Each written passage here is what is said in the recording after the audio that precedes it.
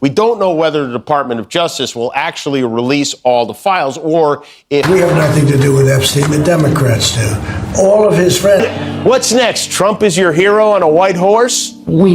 Hey everyone, welcome back. I'm your host, and tonight, oh man, you picked a wild night to tune in. If you happen to glance away from your phone for 2 seconds, you might have noticed a gigantic glow in the sky. And no, it wasn't.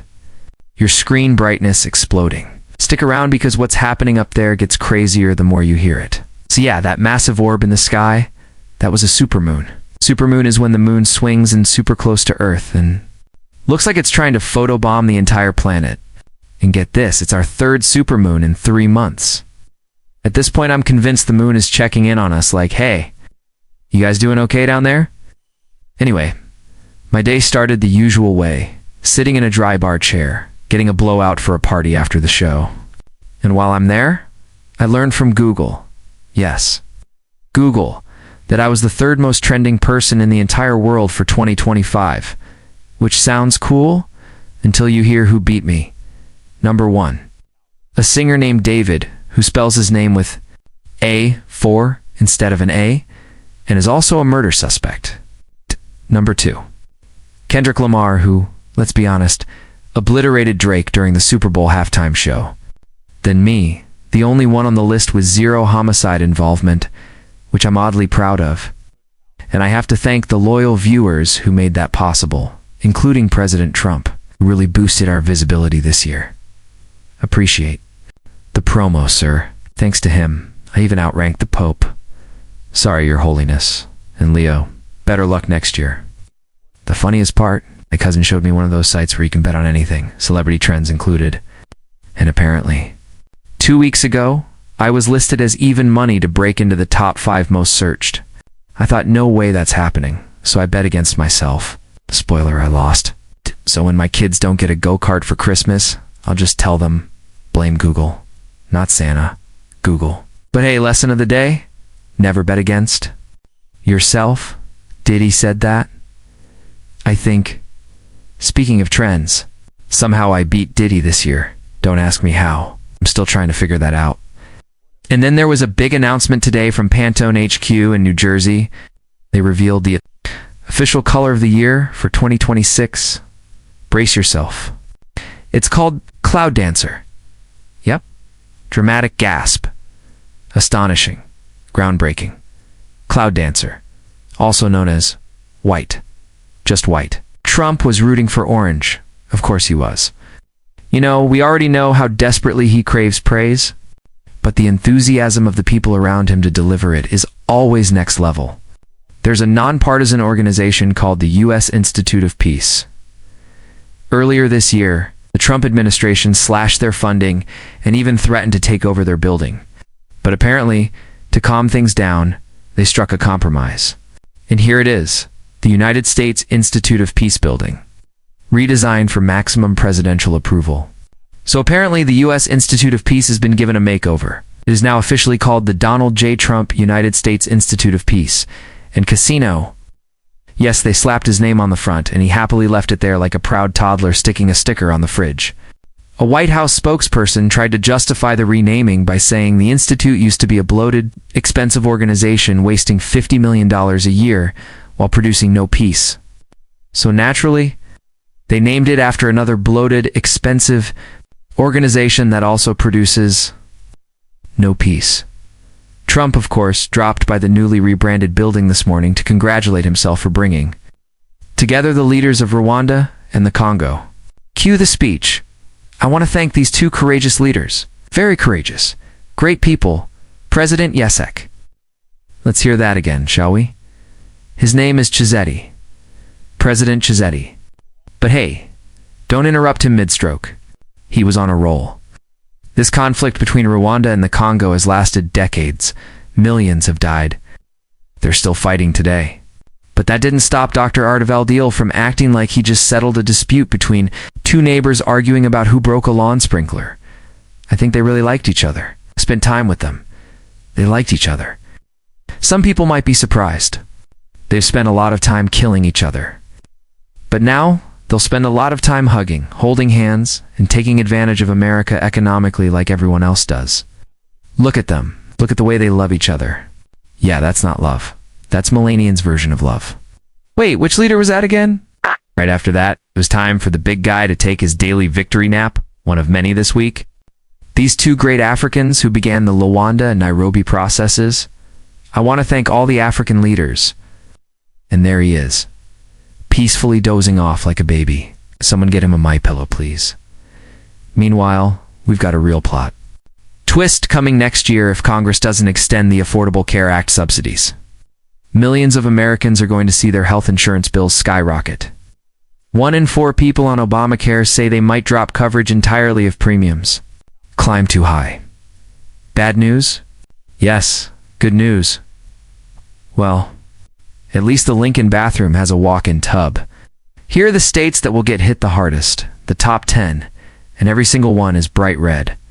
Mississippi, South Carolina, Tennessee, Texas, Georgia, West Virginia, Alabama, Kansas, Louisiana, and Montana. We're moving from Obamacare to Trump doesn't care. Most people don't realize it. The wildest part.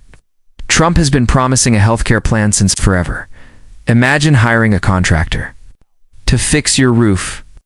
During the interview, he says, I have a plan for this roof. It's an amazing plan. Best roof ever. So you hire him. Yes. No plan. You ask, where's the roof plan? He goes, oh, it's almost ready. A year later, still nothing? And the roof? It's coming soon. This goes on for 4 years. You finally fire him and hire someone else. 4 years later, he shows up again and says, your roof is terrible. I could build you a way better roof. Can you hire him? Again, and he still doesn't fix the roof. Where's the roof plan? 3 weeks. You'll have it in 3 weeks. Anywhere on that roof yet? Funny you ask, I was just about to show you my plan. Now imagine this going on for 10 years and counting. You totally fire that roof guy, right? Probably strangle him metaphorically. That's exactly what Trump's been doing with healthcare for nearly a decade. We have no choice but to repeal and replace Obamacare. We're coming out with a terrific plan. It's going to be so much better. We'll release it in a few weeks. 2 weeks. Full and complete healthcare plan. And then the big question, do you have a plan? Yes or no? I have concepts of a plan. Concepts, not a plan. Concepts. It's like saying, just give me a minute, I need to heat up. My leftover PF Chang's I'll totally fix the American healthcare system. He's been saying this since 2015. At some point you have to ask, are we the idiots for believing it?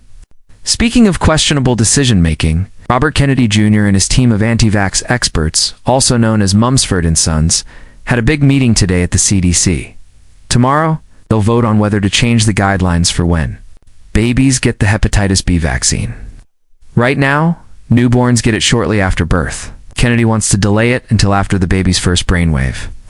The hepatitis B vaccine is one of the safest and most effective vaccines in existence. It's reduced childhood hepatitis by 99%. It's inexpensive, and it has a stellar safety record.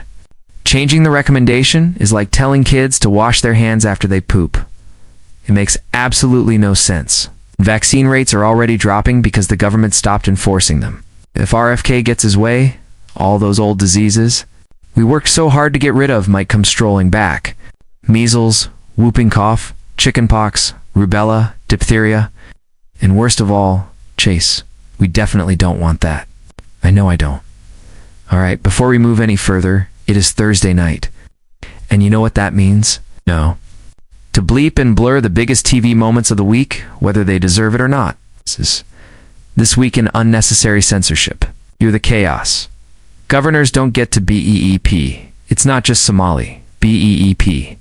I'm working 110 hours a week. He outs me. He's the first person I've known who beat more gorillas at the San Antonio. Zoo beep, we're ready for Black Friday and Saturday.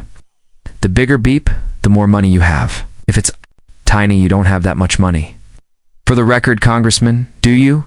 BEEP. I love Nashville. Put my wife on Broadway. Dusty, yeah, I gotta go. You can BEEP. I do all the time. Yes, when the turns. Hard like that, it does a lot of damage to people's Care Bears. Welcome. Name's Buddy. but I don't have hands. Feel free to use my tongue. No thanks, buddy. So let's talk about that giant glowing thing, the supermoon. Supermoon happens when the moon swings closer to Earth and suddenly looks like it's trying to get a close-up for your Instagram feed. And guess what? This is the third supermoon in 3 months. At this point, I feel like the moon is checking on us like, hey, everything okay down there? Anyway, my day started pretty glamorously. I was at Dry Bar this morning, getting a blowout before a post-show party. And while I'm sitting there, Google decides to inform me that I'm the third most trending person in the world for 2025. Sounds impressive, right? Well, till you hear who's ahead of me. Number 1 is a singer named Dave 4D. Yes, uses a 4 instead of an A. And he's also a murder suspect, which, I guess, shot him straight to the top of the charts. Number 2 is Kendrick Lamar, who pretty much obliterated Drake during the Super Bowl halftime show this year.